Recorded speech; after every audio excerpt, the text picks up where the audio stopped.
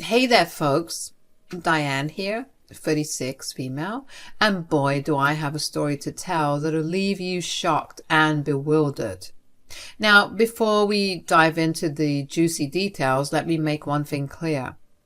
I love my husband and my life, but let's be honest, not everything's been sunshine and rainbows in my little corner of the world. Oh no, far from it. I've had quite a roller coaster of a relationship with my in-laws, Vanessa and Paul.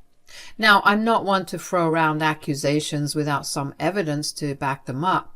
So let me give you a bit of context. You see, I'm a black woman who dared to marry into a white family, and let's just say my in-laws weren't exactly thrilled about it.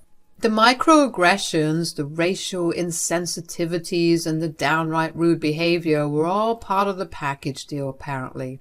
Now, I don't need to explain to anyone the reservations that Vanessa and Paul might have had, considering America's complicated history, and they were two rich, white, populous Southern individuals. I'm sure you can see how that might have put me at a disadvantage. But here's the thing.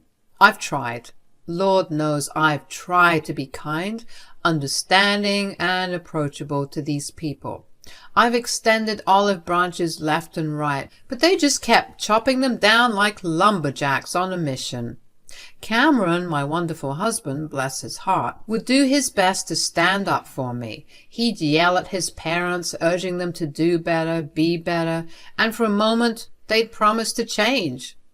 They'd say all the right things, make all the right noises, and we'd think maybe, just maybe, things were looking up. But alas, my friends, hope can be a fickle mistress. No matter how many times we had these heart-to-heart talks, they would always revert to their old ways. Their racist reservations and torments against yours truly were ceaseless. It was like Groundhog Day, but instead of reliving a single day, it was reliving years of the same old song and dance. You might be thinking, Diane, why on earth did you tolerate all this craziness? Well, love has a funny way of blinding us to certain things, and I was head over heels for Cameron. I foolishly believed that as long as things were good between him and me, I didn't need to worry about winning his parents' approval. But there comes a time when you realize you've had enough, and that time was quickly approaching for me. So let me take you back to a particular event that would turn the tide and leave a lasting impact on all of us. One day I was sitting in the living room, adding the final touches to mine and Cameron's 10th wedding anniversary vacation celebration. We were planning to bask in the sun-drenched beaches of Hawaii, the place where we first embarked on our honeymoon adventure. Cameron and I were eager to celebrate this milestone and create new memories together.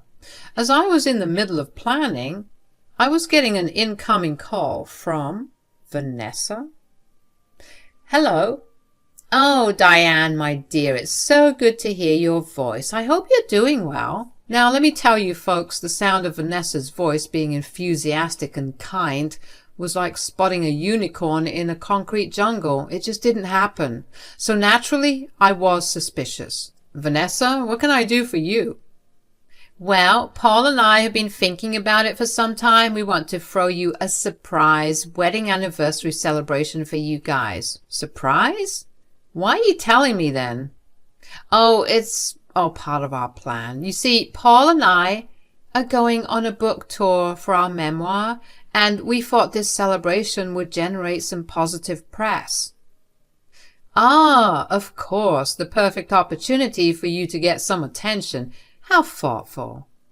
Diane, darling, we just want to show our love and support for you two. It's an important milestone after all, and Paul and I would also benefit from this. It's a win for everybody. Why aren't you happy? Forget it, Vanessa. Guess I can't fight this. But if it's supposed to be a surprise, why are you spoiling it for me? Well, we thought it would be best if you were aware. In case there are any preferences or details you'd like to discuss beforehand, we want to make sure that you and Cameron are comfortable. Preferences? Details? Vanessa, Please spare me. We both know that this is about control, not consideration. That's not true, Diane. We genuinely want to make this a special celebration for you and Cameron. Paul and I also wanted to express some potential concerns with this arrangement. Yes? Please make sure that you're on your best behavior. None of that ghetto talk that you engage in. Excuse me? This is going to be a big event, Diane. More than 250 people are going to be there, promoters and publishers. I even managed to get several socialites to come to this event, so you better not blow it for us. What do you mean by ghetto talk?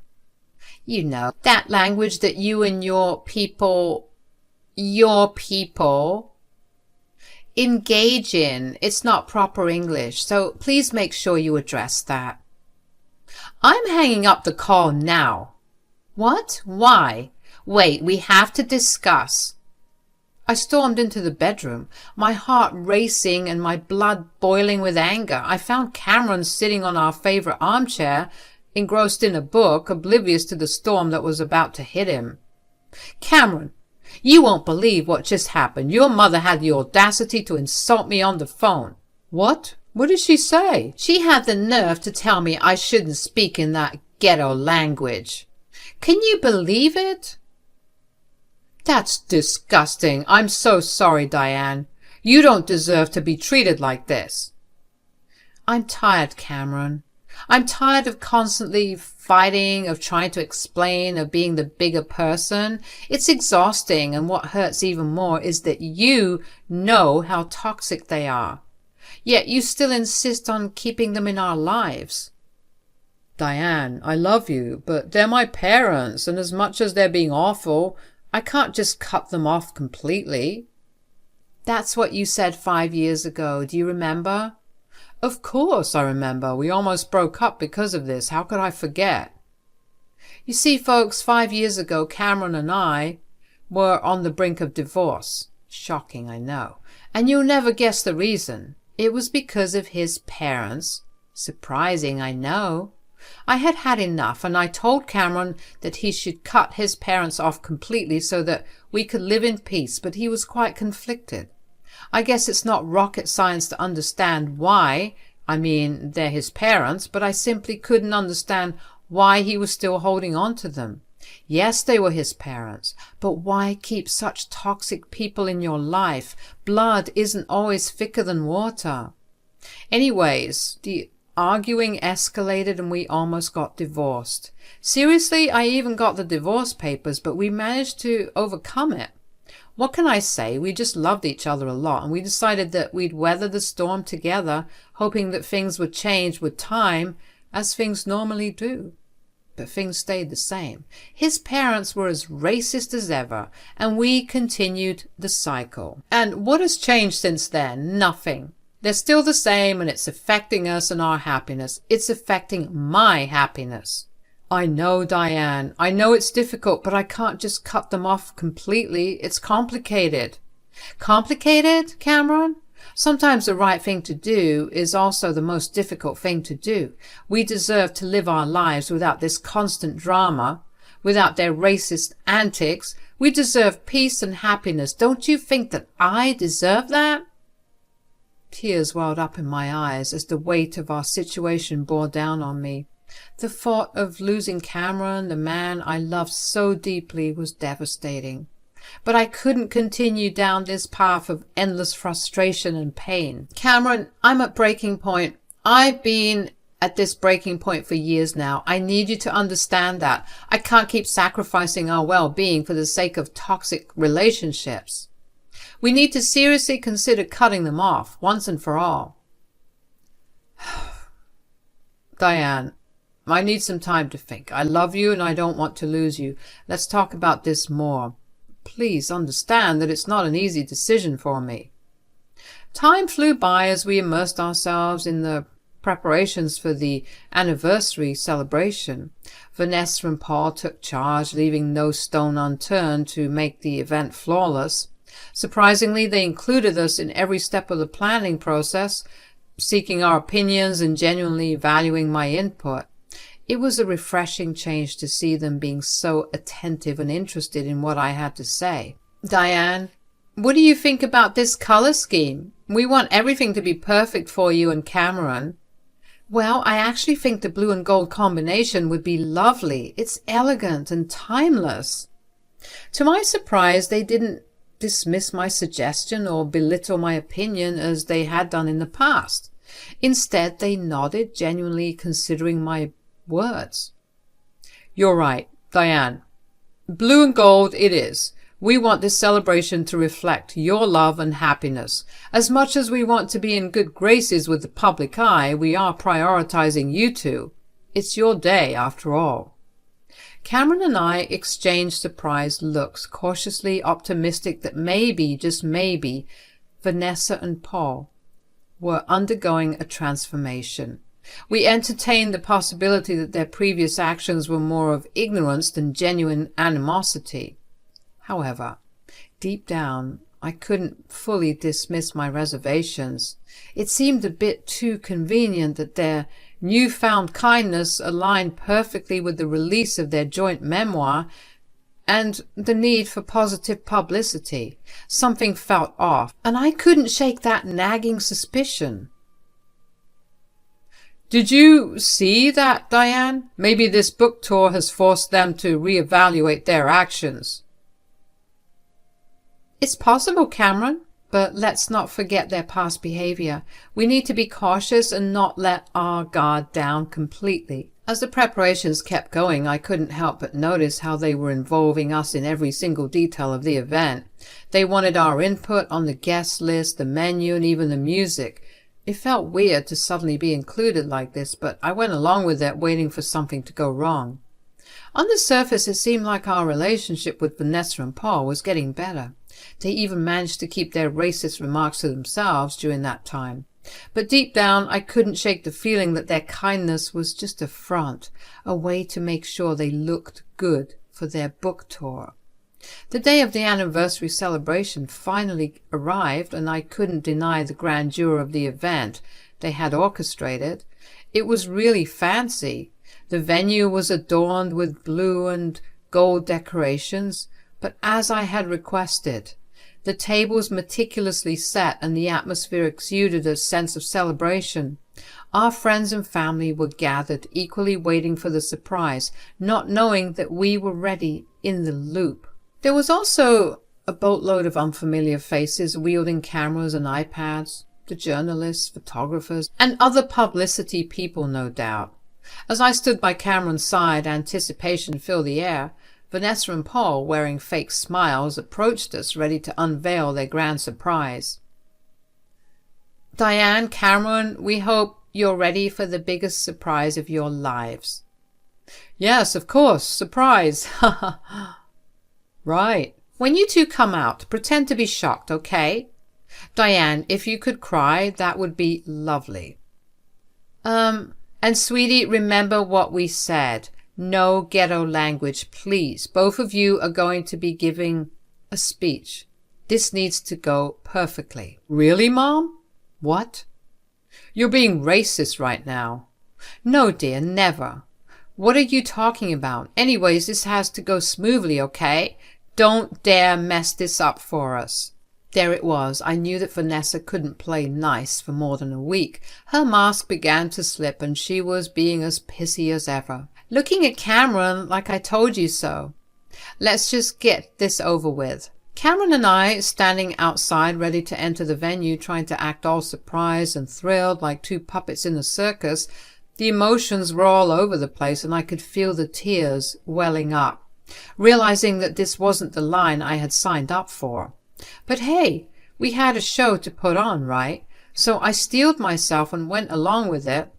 As we stepped through the doors, the room erupted with applause and cheers like we were some kind of celebrity duo.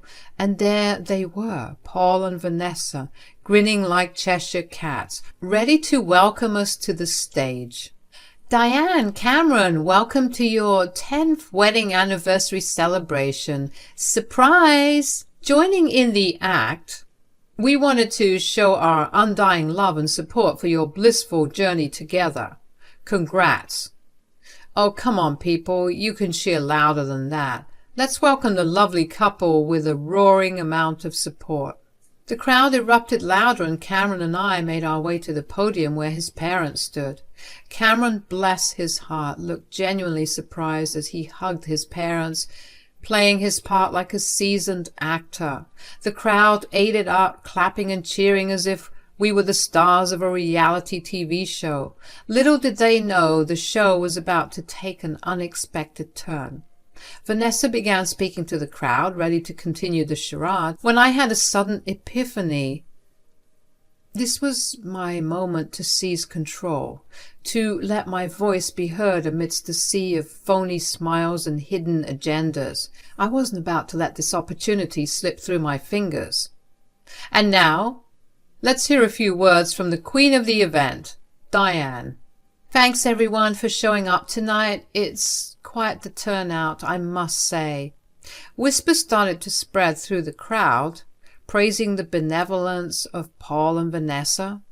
Oh, how little they knew about what was about to go down. Now, I want to take a moment to express my heartfelt gratitude, not just for this fabulous celebration, but for the lawyers of endless support from my in-laws. Paul and Vanessa exchanged looks of anticipation, their faces beaming and ensuring that the camera people were capturing this moment.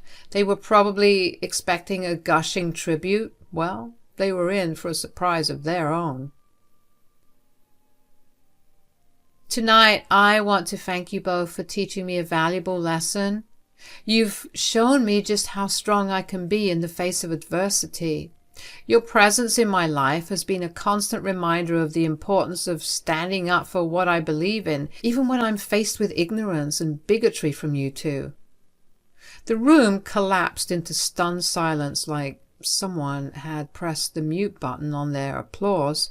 Paul and Vanessa's forced smile started to fade, their colors shining through for a moment. Vanessa looked at me like she was going to kill me. What the hell are you doing? Carrying on, my voice steady and unwavering. This celebration is not just about Cameron and me. It's a celebration of love that transcends barriers, challenges outdated beliefs, and unites us all. It's a reminder that acceptance and unity should be at the core of our lives, regardless of our differences. The room fell into a hushed stillness. You could practically hear a pin drop. The paparazzi and the publicity crew were probably scratching their heads, wondering how to spin this unforeseen turn of events. But you know what? Deep down in that moment, I felt a surge of power coursing through my veins. I took control of the narrative, snatching back my voice from a room suffocating with fakeness and phoniness. Ain't nobody gonna dictate my story for me. All right, you all, here's where things took an unexpected turn. As the rumors and whispers spread through the crowd, I could feel the tension rising, but I wasn't about to back down, not this time. Look, you all, I've been keeping up this prim and proper act for way too damn long. It's time to speak my truth. For 10 whole years I've endured racism and constant hatred from Paul and Vanessa. They aren't the positive and progressive couple you think they are. They're awful human beings, exact replicas of their ancestors. The crowd erupted into a symphony of mutters and gasps like a chorus of disapproval and disbelief. But I held my ground, refusing to be silenced.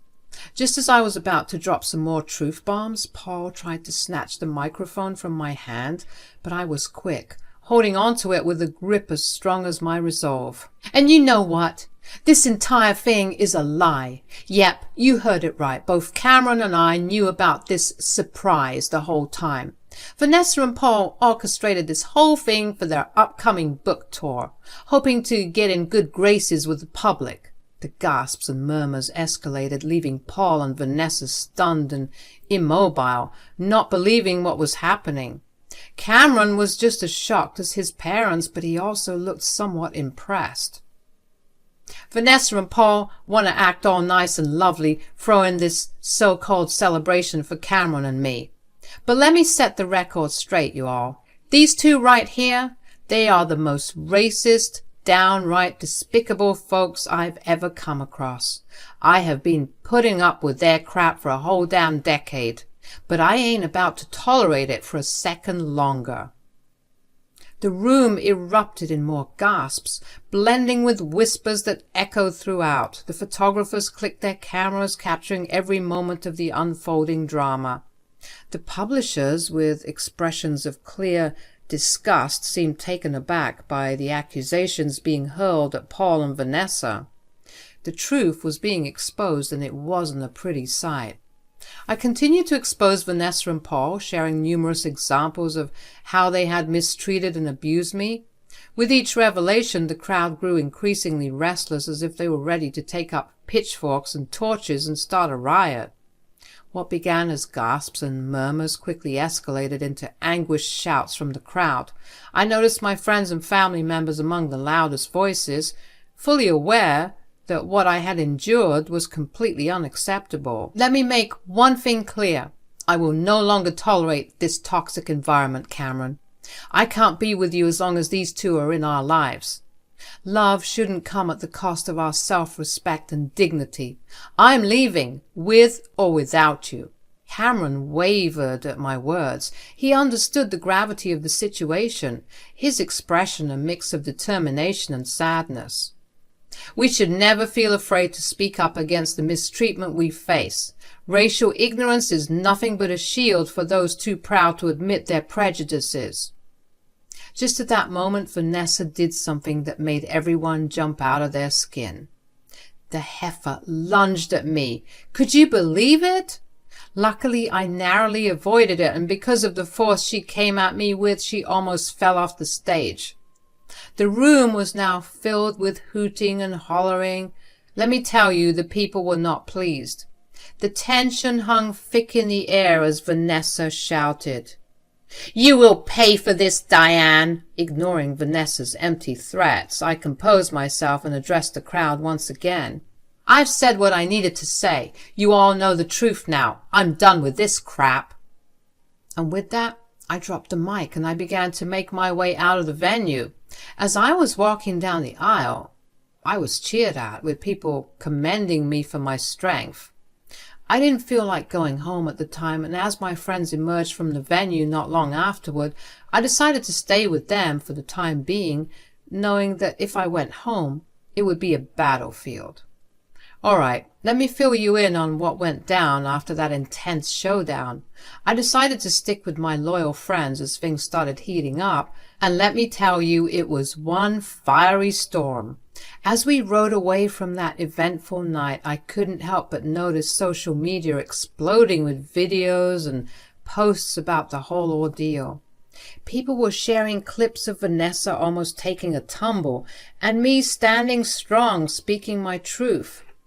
The internet was buzzing, and it felt like I was finally able to put this whole mess to rest. I had zero intention of ever crossing paths with Paul or Vanessa again. A few days later, Cameron dropped a bombshell on me that shook me to my core. Turns out his parents had to pull their books from the shelves because of the relentless backlash and negative press. Can you believe it? Now they were scrambling, trying to salvage their reputation by issuing public apologies. But you know what? Nobody was buying it. Paul and Vanessa were officially cancelled. Cameron had a change of heart too. He finally realized that he hadn't been the best husband to me. He confessed that he was ready to cut his parents off from his life and our home, and in that moment he asked me to come back home. He wanted us to rebuild our lives together, free from the toxic grip of his parents. Now, I'm not one to forget the pain and hurt easily, but I believed Cameron. So after a lot of thinking and soul-searching, I made the decision to return home. We knew we had a lot of healing and rebuilding to do, but we were ready to face it together, stronger than ever.